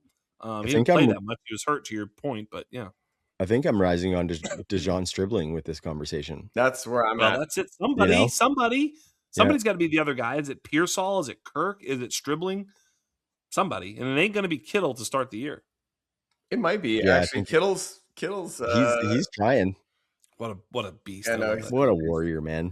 So yeah, we got 2. I did a couple too many year before that, but if you on Kirk, he played a full 17 and 22 and 21, but the 3 seasons before that, we only got 12 to 14 games. Yeah. So my point is this: like Kirk. Well, he's not awesome, but I'm just saying there's something there, For sure. And it's probably messy if Mike Evans goes down anyway, but I think as far as a group of guys who we're super unsure on, he's as good a bet as any of them. You know what I mean? I think I'm still going Stribling. You guys know that I fucking hate Christian Kirk. Not as a human being, as a fantasy asset on my teams. Yeah. So yeah, that's kind of where I'm sitting for that one. We got to keep it rolling, boys. Courtland Sutton is at the 11-10.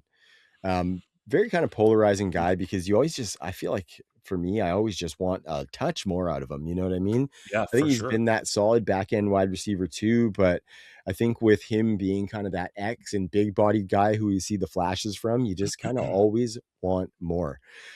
While I hate on him a little bit, boys, I do have to give him some credit as kind of like the low-key official wide receiver of OTC Fantasy, boys, because without Courtland Sutton, this brand might not exist, right? That's right. But that being said, he's got a new situation. He's got a Jalen Waddle that's on the target totem pole with him now in Denver. And so if we're looking at Jalen Waddle, that could go both ways, right? It could be bad for Courtland Sutton. Could also open things up for Courtland Sutton downfield as that big-bodied X wide receiver. What side are you sitting on, Joe Quavius Kuvetakis? I'm getting less and less interested in Sutton. I think that his highest statistical seasons are absolutely behind him. He's hitting that age where we start to get a little nervous, in addition to the newfound very good target competition. So he should be pushed down, and maybe we get a freak awesome year, high touchdown rate year from Bo Nix. and squeeze one more great year as Sutton, but he's not the kind of bet I make. No, yeah, I'm with you 1,000%. This is the opposite of these other bets because he's now got the target squeeze, which is to say that Jalen Waddle becomes the wide receiver one, or at least co-wide receiver one, and they tend to rotate these guys in, and they were kind of doing that just a skosh with even Cortland Sutton in a few spots where I was like, wait, Mhm. where's Cortland? Is he out there? Yeah, You Bryant. know, what's it? Yes. Yeah, I mean, I'm not so sure about all this. Yeah, I'm relatively out on this situation with No, for Cortland sure. Sutton. So yeah, For sure. I think the only way to realize upside for Cortland Sutton is a double-digit touchdown season, and he's not a guy like you were talking about Mike Evans for that. I would obviously Mike Evans is a candidate for that. I would not say that Cortland Sutton is a candidate for 10 touchdowns, even despite having the profile to be that kind of guy, right? So I mean, in the last 4 years, Cortland Sutton has less yards per out run than Christian Kirk. So what the hell are we talking about here? burn. Boom. Fucking burn. Um, Two guys I don't like. yeah. So Whatever. I'll find someone you like, pal. we were going to talk about a couple of free agents in Diggs, Debo, and Tyreek Hill. We're going to skip those guys right now, boys, and Yeah. we'll wait. We'll probably talk about them later in the offseason as they land. I want to get to some of these Discord wide receivers that the Discord people sent us because a couple fun ones here. Jay, I got to mention him because he's been a super active Discord member and he's now a community ambassador in the Discord alongside Curdy. Nice. He's going to be keeping an eye on what's going on. He's already super active, dropping stats and data in there. And so I shot him a message, asked him if he wanted to kind of participate that way, and he was down. So you'll see him more in the Discord there. That reminds me, I got to make sure I give him the little role that makes the proper color for his text to show that he's a part of the team. But super happy to have him on. He dropped some killer data stuff. But he said, I said, well, who are some aging veterans you want to hear about, guys? And he says, any and all Steelers. And somebody else, Adam Q72, came back and said he hates seeing DK Metcalf on his rosters. So I wanted to zero in on DK to see how we're treating him, Jax. I mean, yeah, gross, right? I mean, I am at 0 shares, 0 cares. I don't have any DK Metcalf anywhere, and that's a good thing. I think. I don't know. I don't even see where the appeal is right now. I mean, he's kind of always hovered around 120 targets when he was dominant, and you really needed that touchdown upside. Like, his first couple of seasons in Seattle, he would get to 10 or so touchdowns, and he's only barely crested 1,000 yards. Last 2 seasons, basically his last in Seattle and in Pittsburgh, 108 and 99 targets, 992 yards and 850 yards. It's just not enough. And for a guy like that, you really need him to be sort of somewhere prolific. And he only had 5 and 6 touchdowns in those 2 seasons. So just not enough of anything to really hang your hat on.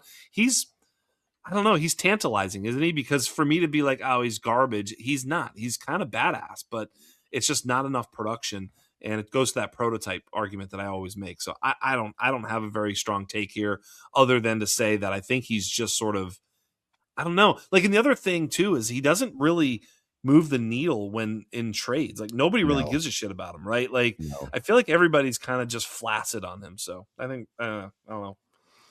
No, thank you. I think not necessarily archetype, Jax. I think some of that Steelers offense and that late Seattle offense, which wasn't very good, right? Could be a bit of a product in that. I'm curious to see how Mike McCarthy, who has experience with these kind of alpha wide receivers, uses them.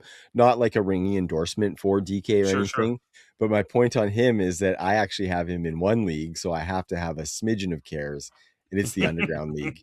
And you know what's funny is I remember in that draft, I was behind on wide receivers and they were going off the board. And I remember plugging my nose on that fucking pick. So I think that just cements home Adam Q's sentiment that DK is tough to have. But I mean, maybe there is a little bit of a buy opportunity just because he's probably pretty damn cheap. And if he does get a bit of a Mike McCarthy bump, that could be good. But then we haven't even talked about the Michael Pittman factor or the Aaron fucking Rodgers factor. So yeah, it's hard to buy into DK for sure. So low volume passing offense, big physical wide receiver that that prototype doesn't age well. And we know about DK Metcalf that he eats like a pound of candy per day as his nutrients, right? So it's like Right. he's clearly a freak of nature to have made it this far with the way he eats. But like everything about him screams, this ain't gonna last that long. I would be so bold as to say I think Michael Pittman outscores him this year, and I think Michael Pittman is a better fit with Aaron Rodgers than Yeah. DK Metcalf is. Yeah, that's the other problem, And right? that DK was sort of force-fed targets last year like gummy worms because This because is true, they though. had so little else to work with in that passing game. So Pittman is a big problem for Metcalf because Pittman has always been a pretty good target earner, the same way Tyler Lockett was a problem for Metcalf, right? I'd be very scared, and I would be trying to sell DK with everything I've got. I pushed the button on him a couple times in best ball. I don't think I have any left in Dynasty because everything I had heard about him, everything I'd read about him, just told me this career wasn't going to last that long. Pittman, it's so funny because last year you guys were trying to talk me into Pittman ranking Pittman higher in the Dynasty rankings. Like, I don't really see it. And now I'm actually kind of more interested in Pittman, weirdly, on the Steelers than I was last year on the Colts, just because I think he's the best target earner on the team. Yes, agree. So, Joe, final thoughts on that impact for Roman Wilson. How does Michael Pittman impact your boy Roman Wilson? Listen, I don't care. I don't care if it's a Roman candle. It's been blown out. Okay. All right. Okay. Should I just check? Why? I have to absolutely. Why? I have to give up. I'm so sorry. Why? I'm dead serious. This is when trutherism is at its best. When you can say, like, this is when you win the bet. If he comes in and he outplays like Jeremy Bernard and gets on the field, Outplays let's do DK it. Metcalf. I mean, he's got to compete with Heidenreich now as well. It's just that's way the too kiss much. of death. I mean, it's too much. It's too much. Yeah, the empire has fallen. The empire has fallen. I do think it could have gone differently had he landed somewhere else, but it was never going to work with fair Rodgers. enough. Yeah, fair enough. Which is not something that we're used to saying about Steelers wide receivers. I got one more wideout, boys, before we ride into a couple of tight ends and then ride this bad boy out. Didn't get to all of the names that were mentioned in the Discord. Love you all still. This one's good. Joe G123 again. And I think it's a very valid question for us to ask. Is there a world where Calvin Ridley isn't dust? I think it's fair to fucking ask that, boys, because that's a team that just drafted Carnell Tate. They have Wan'Dale Robinson. Yes, they're paying Calvin Ridley some money. He was banged up last season, and he only had one fewer 15-point game in 2025 than did your boy Terry McLaurin, Joe. So it wasn't good by any means for Calvin Ridley in Cam Ward's rookie season, but is there merit to say that this like free dynasty startup guy could get a little bit of production with Brian Dable coming in as well? I've dabbled in some Calvin Ridley. Have you? Yeah. I mean, what was that experience like, Joe? Well, no, Yeah, exactly. I want to hear more. I've just taken. Was it like a ride? Was it quite the ride, or were you pretty controlled? Desperation button click when I'm desperately searching for a wide receiver. This is before the Wan'Dale signing. This is before the Carnell Tate drafting, thinking he was probably dust. And so now I have him, and I hope he's not. But if I'm being completely honest, I mean, I like Shamiri DK. Excuse me? Yeah, I know. I'm so sorry. I'm so Who? sorry. Yeah, like Metcalf, like Metcalf. More than him. That is actually. Yeah. Like basically, obviously, there's the Gunnar Helm issue that all these wide receivers face because he's going to be soaking up targets. So no, I'm 100% out on Ridley. I actually think, I don't know, what's the cap hit on him? Like what purpose does he serve on this team? I actually think there's no reason to keep him. Boy, this is great. So while you guys are talking, I'm basically pulling up trades, because it's like, oh, I wonder what these guys are trading for. So I'm on the OTC FFB trade database. And the first Calvin Ridley trade that I pull up is in a 12-team Superflex full PPR, and it's Calvin Ridley or $10 of Fab. Come in handy in your Sorsby pick, bids. So I'm here to tell you that I will go out on the limb and say that Christian Kirk outscores Calvin Ridley in 2026. You're right, because his contract is structured as such that post June 1st they cut him. It's 14.9 in dead cap this year, but next year it's only 7.5 with 22.2 million in savings. So yeah, he could get cut after June 1st for sure. Well, June 1st, 27. 26. Oh no, it's already past June 1st. Sorry, so they ain't cutting his ass. Fuck. What day is it, boys? Jeez. It's the 17th of fucking June right now. Okay, riding this bad boy out. Just a couple tight ends to talk about, boys. Just a couple. George Kittle, we talked about him a little bit earlier. It's looking like he might be ready for week 1. He says that he's tracking. Crazy. You're getting him right now at the 10.05 as the tight end 14. I would anticipate as the offseason moves along, that probably starts to rise with positive news on George Kittle. But as of right now, that's a screaming value for a guy who is like perennial top 5 points per game. This is a guy where I'm taking that upside over hedging 4 points per game. Yeah, this is a guy. Yeah, where is it? I don't have any syrup here. I think he's a guy where he's a good bet to get hurt based on his style of play. But at the tight end position, I'm not going to hedge on that because I'll take his upside and find someone later. You know what I mean? So he's somebody who I like that upside. So 10.05, I'm taking that all day. Yeah, I think that's right. And by the way, you can do, what'd you say, tight end 15? 14. So you can double tap tight end Dalton Kincaid, George Kittle, and that might be a good little room for you to have the sort of yin yang, as Andrew Cooper has pointed out, where you've got some safety and some upside, but youth, the whole thing. Yeah, that's not a crazy twofer later, because you've got, like you say, you've got a top 5 tight end if he's healthy in George Kittle. Maybe Tonjes later. And that's your tight end room. Wow. Okay. And even at trade value, I looked in the trade values, and he's a tight end 13 by trade value too. So yeah, not crazy. Joe, are you going to say Kelsey next? Well, let's just stick with Kittle. You're asking what I think. I absolutely love him. One of my favorite players of this era, and I think he's got athleticism to burn. He was that much more athletic than most tight ends. I do think he'll be back early in the season. I don't think we'll see him at full form until, later in the season. So having the yin yang strategy with a guy like Kittle makes sense. I think probably the safety guy goes first, and then Kittle is your upside player. But yeah, I mean, is George Kittle another Hall of Famer? It's kind of been a theme of tonight, right? Just keep betting on these Hall of Famers till the wheels fall off. Mm-hmm. All right, Jax, talk about it. Is it Kelsey? Is that next? Speaking of wheels falling off Hall of Famers.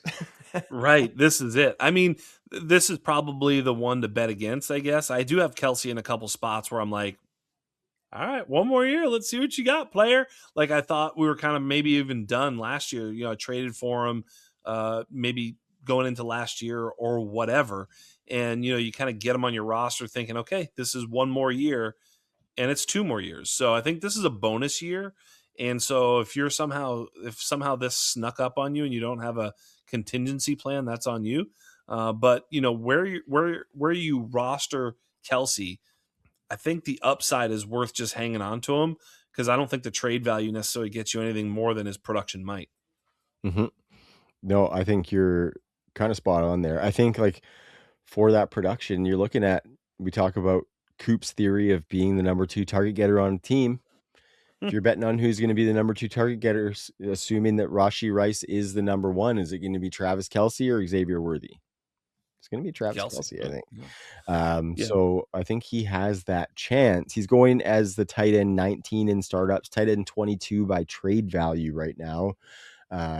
And I think that kind of meets value, right? I'm feeling really good, but like this is where, like you said, if you didn't find a contingency plan, and I was paying to get off of him last year in that 2 tight end league that we're in, Yeah, I Jack. I don't remember. know if you remember, I paid Kelsey and my 26 second, which feels fucking awesome right now, for Colston Loveland. Yeah. So that's feeling incredible. That was me taking a shot on a prospect I like in Colston Loveland more so Great than trade. being a diehard get off of Kelsey take, but it kind of served both purposes for me, right? And it got me out of that second round. So if you weren't doing that proactively, it's hard to do that now. So you might just write out that production. But if you could, if you're trying to squeeze in a trade and Travis Kelsey affords you that squeeze, send it. You know what I mean? Yeah.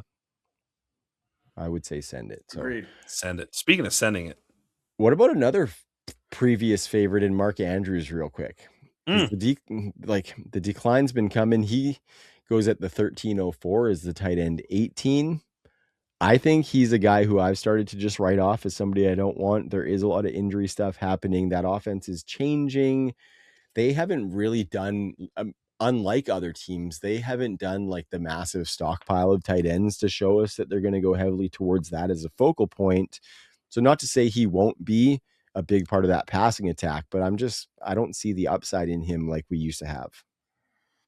I prefer him over Kelsey. What about you, Joe? I think I would as well. But that being said, it's a huge grain of salt because I'm terribly concerned about both Jacoby Lane and Elijah Surratt on that team, sort of somehow being this new iteration of the offense's version of an Isaiah Likely and or a wide receiver too. They're both bigger bodied wide receivers. And I think they did that very intentionally with Lamar's tendencies and what he likes. And so it almost seems like they're trying to replace him at the wide receiver position to me, with a couple of guys that are bigger bodied and huge red zone targets and what have you. That being said, the chemistry with Jackson is still there. And we've seen the decline happening, and they still, for whatever reason, one of the biggest head-scratching contracts of last year, just in the middle of the season, extended Mark Andrews. When he was playing terribly, right? Yeah. So I don't know what the Ravens know that we don't, but everything that we've seen says decline is on the way. That being said, he's probably still in points per game going to be a top 12 guy for sure. Yeah, and he's locked in as the starter there. Like Yeah. it's like he's locked in. Yeah, I don't think he's necessarily going to be a top 2 target earner anymore, but early in the season he probably will be. And he's a guy also where there has been rumblings of retirement talk. So I don't know if his road is really that long either, especially with the injury history that he has, the way that he plays and stuff like that. So I'm not looking any further than maybe 2 years out for Andrews. Yeah. Okay, boys, I think that wraps the show.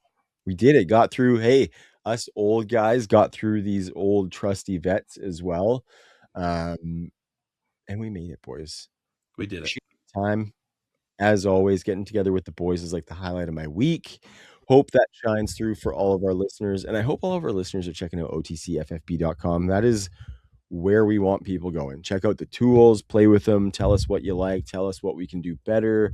There's new features that are happening all the time. Talked about the win probabilities last week. Maybe some commissioner tools in the works, boys. Maybe some other cool stuff for us to bring to the people in the future. So go check it out. We'd really appreciate it. Leave a YouTube comment there as well. We love seeing those. And for Jax Falcone, for Joe Quavius Kuvetakis, I am Trav. We'll see you next week. Peace.